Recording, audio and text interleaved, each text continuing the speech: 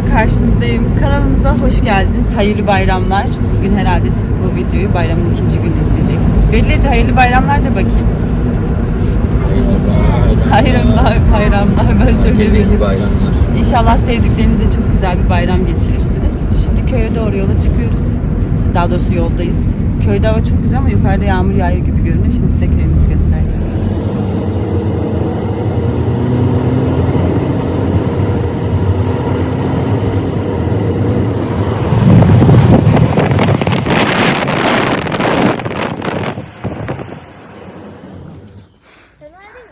Ya bu eski evde. Annemle oturuyor çocuklar aşağıdaki evde. Bellice gelmez kızlar, köye geldik ama ben hiç var ya bayramlaşma videosu falan bile çekemedim. Böyle herkes farklı bir yerdeydi. Kahvaltı yaptık, ondan sonra bayramlaşıldı. Sonra da ben böyle toplu o bayramlaşma klasik her seneki videomuzu çekemedim. Aman. Birisi geliyor aşkım, geri gitme olur mu? Bu arada annemin yeşil bir tane başörtüsünü buldum. Yanımda başörtü getirmeyi unutmuşum. Bunu taktım. Benim mi Atıyorsun. çektin? Benim. Ha, bak çok güzel. Bırak da var ben de. Bunu şey yapmıştık. Elif ablayla dolapları toplamıştık ya. O zaman katlayıp paylaşmıştık, Asgari ben hatırlıyorum. yeşil başörtü yaptım. Hiç çekeyim mi diye Mehmet'inler. Bir sürü yeşil vardı orada. Belki 10 tane vardı. Bunu yapmış. Çok güzel. Bakın şöyle oyası çok tatlı. Ona gideyim bari. Ne güzel ben şey yaptım. Akşam arzu süt gittim. Ayaladım yemeğin yanında yeşil. Çok güzel püre yiyordum. Yerim sen anne. Kızlar şimdi bakın yağmur başlamıştı. Daha doğrusu güneş vardı. Güneşten sonra yağmur başladı. Sonra şimdi tekrar güneş çıkınca gökkuşağı çıktı. Bilmiyorum görünüyor mu? Tam şurada. Elime de yağmur yağıyor. Beril Toş'um. Şu köpüşe de evde kalan kemikleri, etleri attık. O şimdi köpük kemikleri yiyor. Evet, gözleri çok güzel. Kara kuzum benim. Bu kadar büyük. Şurada bir tane daha kemik var. Attık ama hava da çok güzel. Benim araba da orada. Hadi gel bakalım Beril. Biraz soğuk esiyor. Üşütme anneciğim. Bellice de bugün bu küpeleri taktık. Az göster küpelerini. Bakın. Çok güzel üzüm. Buna da bakalım aşkım. Bu da ananas. Çok yakıştı benim çiçeğime. Dün biz bayramdan sonra köyden döndük. Bugün bayramın ikinci günü ve evde güzel bir kahvaltı hazırladım. Hemen şöyle size de çekmek istedim. Şimdi çayları da şuradan şöyle bardaklarımızı alıp, şunları çok seviyorum, dolduralım hemen. Güzel bir kahvaltı yapalım. Bugün hava güzel. Ordu'da belki dışarı çıkarız. Durun İdil'e de alayım. İdil çok seviyor çay içmeyi. Şöyle koyayım, ona da doldurayım. Sonra da kahvaltımızı yapıp mutfağı toplayıp bayramı yaşayalım inşallah. 23 Nisan için hazırladık. Hırkanı da giy bakalım. Yok, ruj sürmüştüm. Sildi cimcime. Diyorum ki çok belli olmuyor dedim ama o rahat edemedi. Sen bilirsin. Dön bakalım şöyle bir, seni teyzeler görsünler. Elbisesinin güzelliği ya. Bunu Elsiz'den almıştım. Bayağı bir oldu. Saçını da bugün maşa yaptım. Çok tatlı oldu, şık sıpası. Hadi yürü bakalım. Kızlar, az önce ben ne yaptım biliyor musunuz? Elsi Home'dan şu ikili nazar boncuklu fincan takımını aldım kendime. Çarşıya gitmişken çok uzun bir zamandır açıkçası gözüm ondaydı. Gidip gelip bakıyordum ama bir türlü fırsat olmamıştı almaya. Ya böyle kırıktı ya bir tekli kalıyordu, ikili kalmıyordu kırıldığı için. Görmüşken de aldım çünkü indirime girmişti. Ben bugün nefes alamıyorum. Herhalde yine tiroidle alakalı sıkıntım var. Böyle derin derin, hani 9 aylık hamile gibi nefes alıp veriyorum, neden bilmiyorum ama inşallah düzelir. Şimdi eşimle çarşıdan gelmişken bir kahve keyfi yapacağız. Sonra zaten çocukların okuldan gelme saati, yemekti vesaire derken bir bakıyorum ki akşam oluyor. Bu arada çarşıya gitmişken şöyle bir power bank de aldım. Bu power bank hem kablolu hem de kablosuz, bilginiz olsun. Güzel bir power bank. Eğer ihtiyacınız varsa böyle bir şey, bunu alabilirsiniz. Çünkü hem kablolu hem kablosuz şarj ediyor. Pratik ve kullanışlı. Bu arada Trendyol'dan da siparişlerim vardı. Kuponum olduğu için bunları almıştım. Kuponum ziyan olmasın, kullanayım diye. Şöyle çok tatlı bir pijama takımı aldım. Ayıcıklı. Bunu bayağıdır istiyordum. Bir de böyle yeşil aldım. Çünkü yaza 2 tane gerekiyordu bana. Onları açınca size gösteririm inşallah. Bu da arkadaşın Yeter'in çocuğu doğdu ya. Bebeğini bebek görmesi için alt üst almıştım. Onu zaten size çektim. Onu da inşallah hayırlı günlerde giyer. Bu hafta içi ona Elif ablayla bebek görmeye gitmeyi düşünüyoruz. Onu arabada bırakacaktım ama unuttum. Eşim şu anda evi süpürüyor. Sağ olsun, dışarıdan geldik diye. Ben de şurayı bir toparlayacağım kahvemizi içtikten sonra tabii. Şimdi bir şeyler söylemek istiyorum. Bunu Instagram'da da paylaştım. Sizinle de paylaşmak istiyorum. Benim Ordu'da geniş bir çevrem var. Yani şöyle ki, eşim Ordulu, kayınvalidem, kayınbabam da Ordulu. Hani onlar başka bir yerde yaşayıp buraya sonradan yerleşmiş insanlar da değiller. Neredeyse 2-3 esnaftan biri, ya kayınvalidem ya kayınbabamın çocukluk arkadaşı, ya akrabası, ya hısım, ya komşu, ya öyle ya böyle bir şey yani. Çok fazla bir çevremiz var ister istemez. Yani bir bayram ziyaretine başlasak 10 günde bitmez herhalde.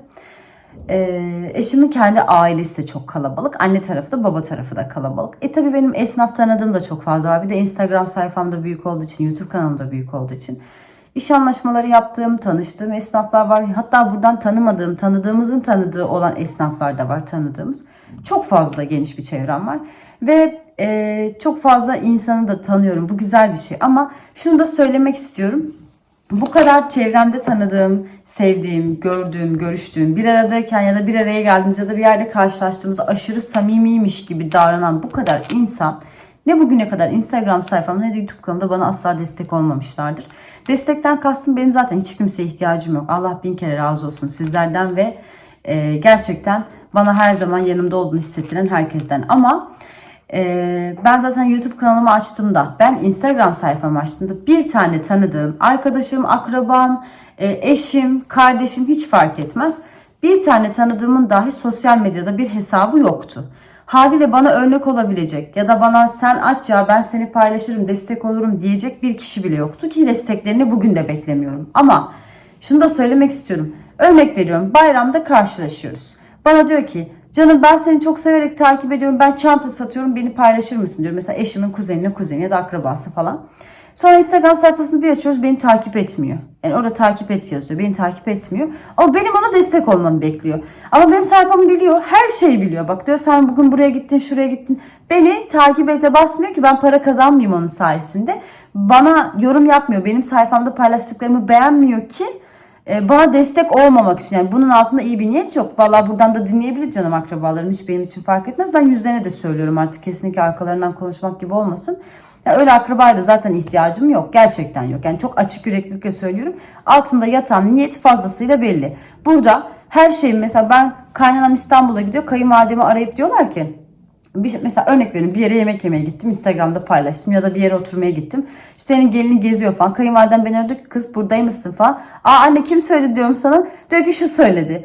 Diyorum ama beni takip etmiyor ki, kızım her şeyini biliyor. Yani burada anlatmaya çalıştığım şey ne biliyor musunuz? Akrabaların en çok destek olması gerekirken, her şekilde yanımda olması gerekirken bugüne kadar ben hepsine destek olmuşken asla ama asla bana bir defa bile iyi bir şeylerini görmedim. O kadar iş yaptım, bir tane işimde bile bana destek olmadılar. Zaten istemiyordu. Ben artık uzak duruyorum gerçekten. En yakınlarınız sizin başarılı olmanızı istemiyor arkadaşlar. En yakınlarınız sizin 1 lira bile kazanmanızı istemiyor. Sizin kötü gününüzü görmek için hevesle bekliyorlar. Ben bunu öğrendim gerçekten. Eskiden herkes için kendimi yorar, herkesin her şeyini paylaşır, herkese koşturur. En yakınlarımdaki akraba, arkadaş, o bu hiç fark etmez. Komşu, kardeş, kardeşlerimi de dahil ediyorum, hiç fark etmez. Onlar bir yerlere gelsin, bir şeyler yapsın didinirdim, bir şeyler yapardım. Onları paylaşayım, şöyle yapayım, böyle yapayım, bak bunu da yap, hatta yapmazdı. Ya kalkıp yapsana bak kazanacaksın, niye yapmıyorsun, hadi yap falan derdim. Sonuç olarak karşılığında asla bugüne kadar hiçbir şey görmedim. Hayır, görmek için mi yaptım? Asla yapmadım. Hepsine canım feda. Bugüne kadar görüştüm, görüşmedim hiç fark etmez. Hepsine canım feda. Yalnız bana geldiklerinde bugün ben artık şunu kesinlikle yapıyorum. Hayır demem gerekirken hayır diyorum. Çocuklarıma, eşime, evlatlarıma, aileme, yuvama ayıracağım vaktin bir saniyesini bile onlara heba etmiyorum.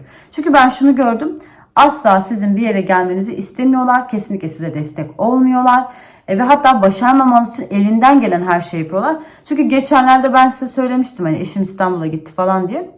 Gelip mesela benim burada bile paylaşmadığım bazı özel mesela detayları, ki utanacak hiçbir şey yok. Çok şükür kayınvalidem kayınbabamdan miras kaldı. Herkese kaldı. Sadece bizimle de alakası yok. Bütün kardeşlerine.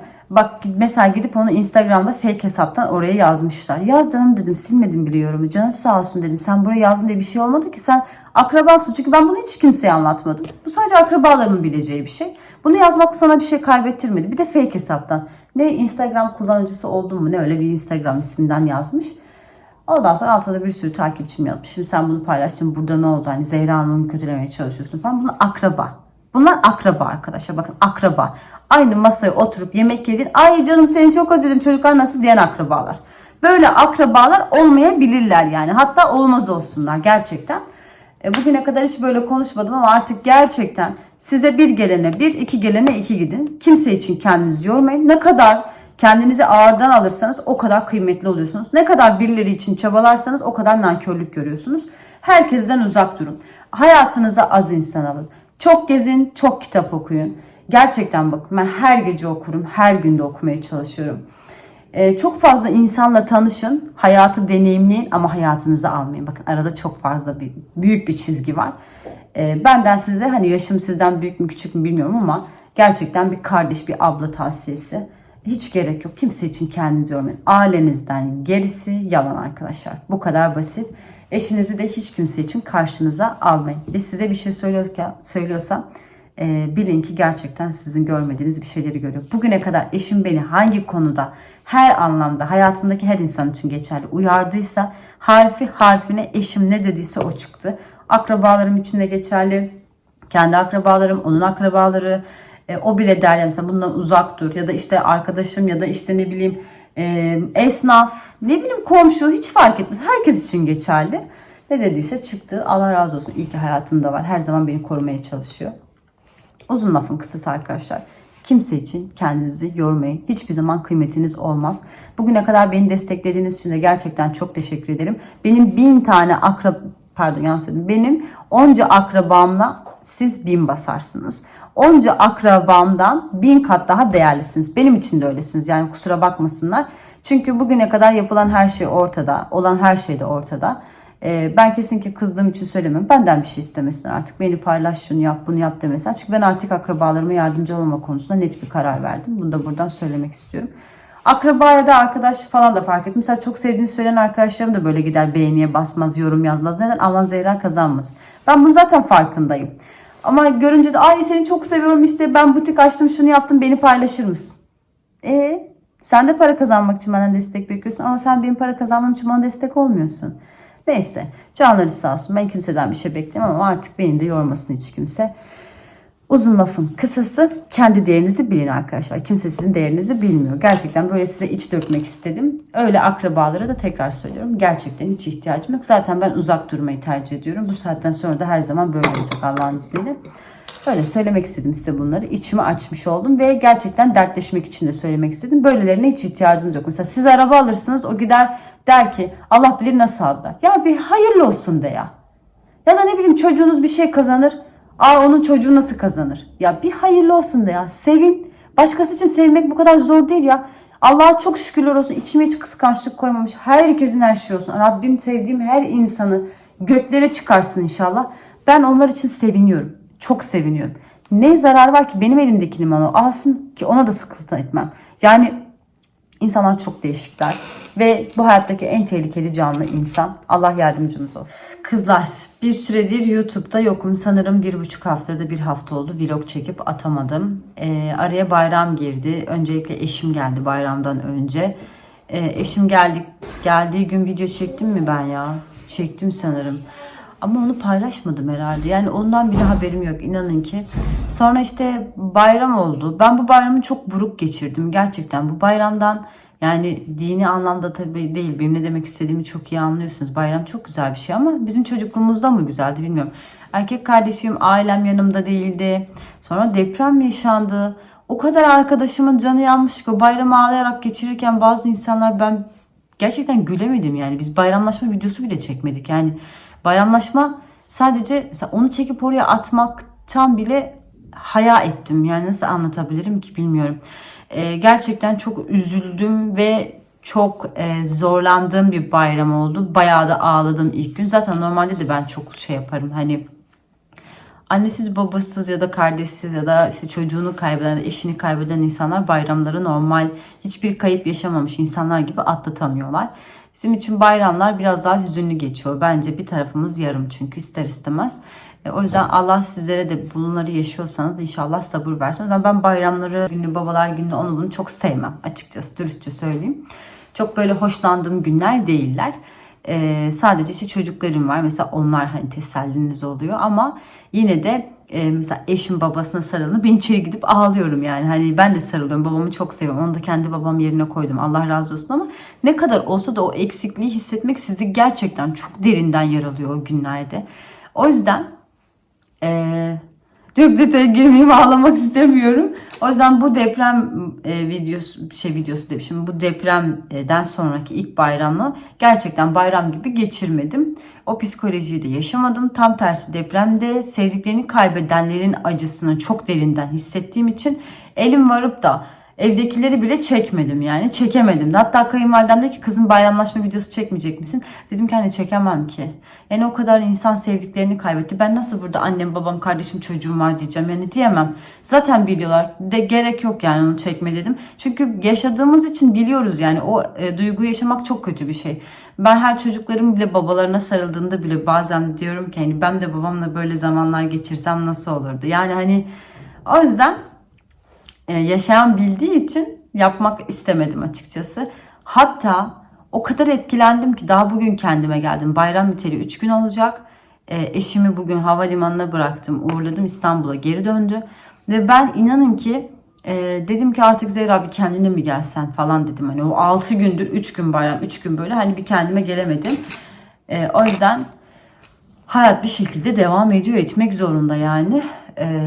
Video çekemedim o yüzden kızlar. Hakkınızı helal edin. Beklediniz, bana da yazdınız. Instagram'dan da yazdınız. Zehra neredesin? Herkes geldi, sen yoksun falan. Allah razı olsun ama dediğim gibi böyle oldu. Bir de eskiden böyle duygularımın üstüne giderdim. Aman falan derdim. Şimdi böyle çok fazla böyle silip kenara atamıyorum. Biraz onu yaşamamız da gerektiğini düşünüyorum. Çünkü o sefer her şeyi içine at, içine at, içine at. Bu sefer hasta oluyorsunuz. Gerek yok. Bazen de üzgünsen üzgün olacaksın. Ağlamak istiyorsan ağlayacaksın. Mutlu olmak istiyorsan anın tadını doya doya yaşayacaksın. Gerçekten öyle olsun istedim yani. Biraz da kafamı dinlemem gerekiyordu diye hissettim. Ve gelip burada video çekemedim. Özür dilerim o yüzden. O yüzden böyle oldu yani kızlar. Açıklama yapmış olayım. Bu video kaç dakikalık olacak, ne kadar olacak bilmiyorum ama size her zaman çok sevdiğimi söylüyorum zaten biliyorsunuz. Bugüne kadar bana destek olduğunuz için de çok teşekkür ederim. YouTube'a veda videosu gibi oldu ama öyle bir şey yok. Benim yanımda olduğunuz için çok sağ olun. Hala abone değilseniz abone olmayı da unutmazsanız çok sevinirim. Sizi çok seviyorum, tekrar söylüyorum. Bana çok güç veriyorsunuz. Yanımda oluşunuz, varlığınız bana her zaman çok iyi geliyor. Şifa gibisiniz. Siz belki çok farkında değilsiniz ama emin olun ki öylesiniz. Videomu beğenmeyi ve yorum yazmayı unutmazsanız da çok sevinirim. Muhtemelen bir sonraki video tatil videosu olarak gelecek sanırım. Çünkü biz gelmez gerçi. 2-3 video sonra gelir. Tatile gitme kararı verdik. Allah nasip ederse Mayıs yani tatile çıkacağız inşallah. Öyle kızlar. Kendinize iyi bakın. Allah'a emanet olun. Bir sonraki videoda görüşmek üzere inşallah. Hoşça kalın. Bana dua etmeyi unutmayın. Ben size her zaman ediyorum. Hoşça kalın.